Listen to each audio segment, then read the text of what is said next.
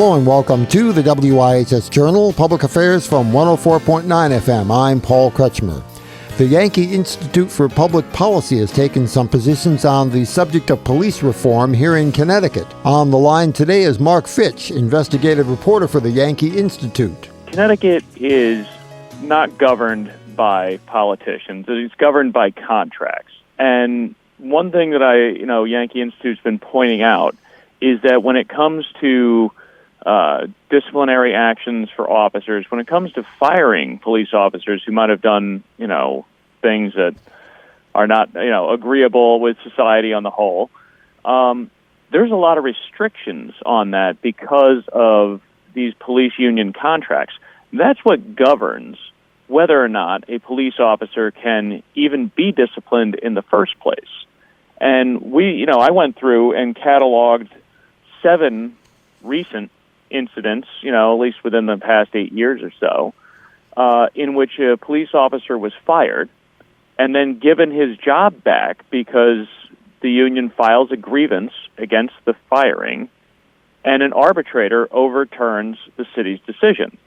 And this is not an uncommon thing. I mean, this is something that extends to all unionized public sector employees. So when people when people are talking about police accountability and transparency, a lot of these things are actually controlled by the contracts that the municipality or the state signs with the police department or with the police union representing the officers. So I think there's been a lot of calls for reforms and things like that across the country. But unless you actually get to the root issue here in Connecticut, you're not going to be able to actually affect any change. The contract trumps everything else. I mean, you can have politicians stand out there and say they're going to do A, B, and C, but unless they get down to actual hardcore negotiations where they pull back on some of these things, they're not going to get anywhere. Are we at that point where it's probably useless to even think about reform, whether it's police reform or anything else, because of that contract situation? You and I know in the last several years, have spent a considerable amount of time talking about how much of the budget of the state of Connecticut, for instance, is controlled by contracts and how much little discretionary authority legislators in bills passed through the legislature and signed by the governor actually have as far as impact on making meaningful change for the better. Here's the thing: is there's plenty of public support behind this. So it's not like a politician could go, if they really wanted to be very difficult, and if they wanted to enact these changes at the contract level, they would have the political backing of a large number of people in the state to do it. It's just a matter of whether or not they have the spine to do it.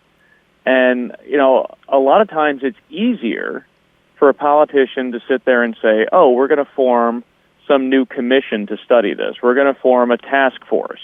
We're going to form a review board.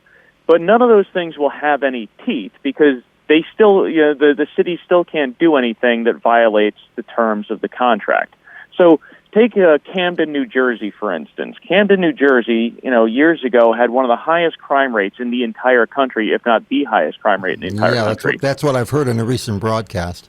Yeah, what they did is they disbanded, to get around their police union, they disbanded the entire force, started a new one with a new contract, hired even more police officers, but changed the terms of those, that contract so that it would facilitate more community involvement, and it would allow for more discipline and things like that. So just to get out of their union contract, they got rid of the whole police force and started a new one.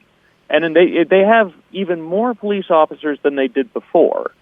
Crime has dropped almost 50%.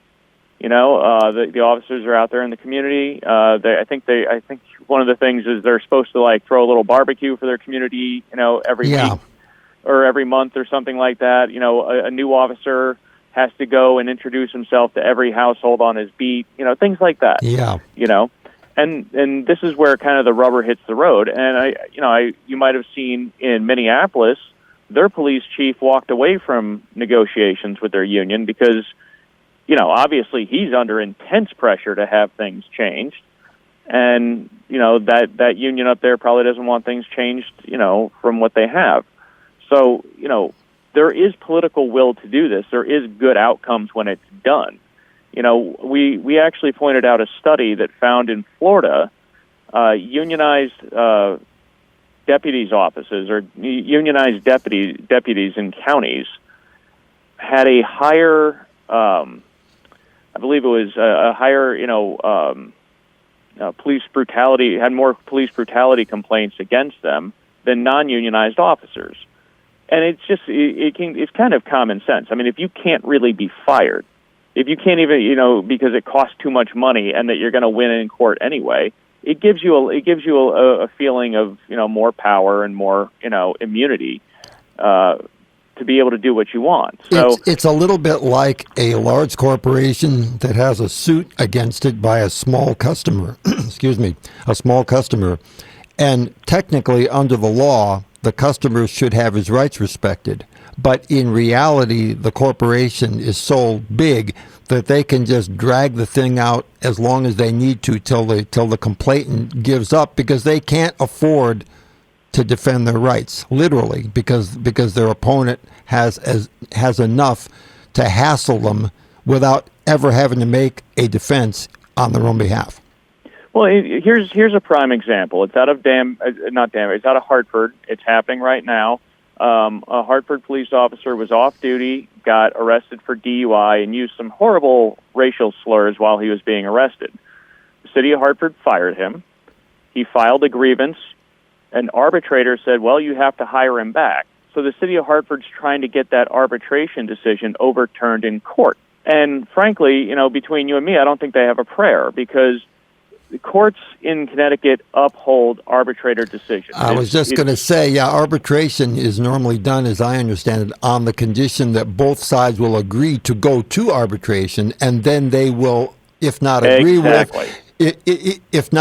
it, they will abide by it, and that's the end of the matter.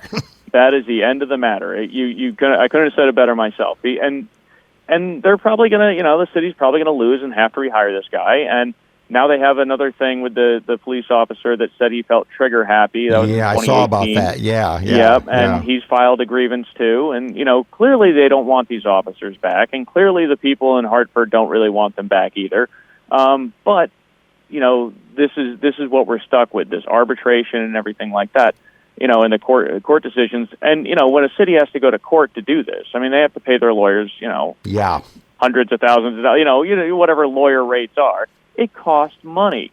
And so eventually it becomes easier to just turn a blind eye, to instances of, discipline and to complaints and things like that, and cheaper to turn a blind eye than it is to try to follow through with any kind of real accountability. And the interesting thing about it, Mark, is that in the end, in a case like Minneapolis, the officer involved with George Floyd had complaints against him in the past.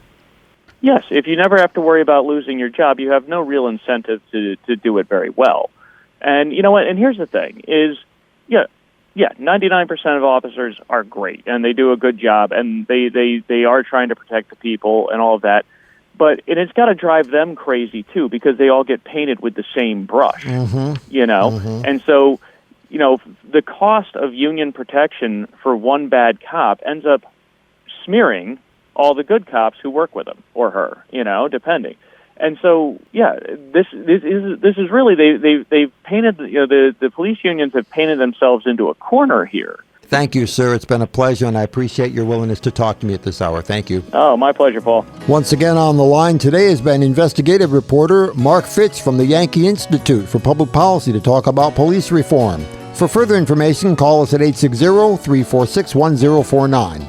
The opinions expressed are those of the participants, not necessarily those of the staff or management of the station. I'm Paul Kretschmer on the WIHS Journal, Public Affairs from WIHS Middletown.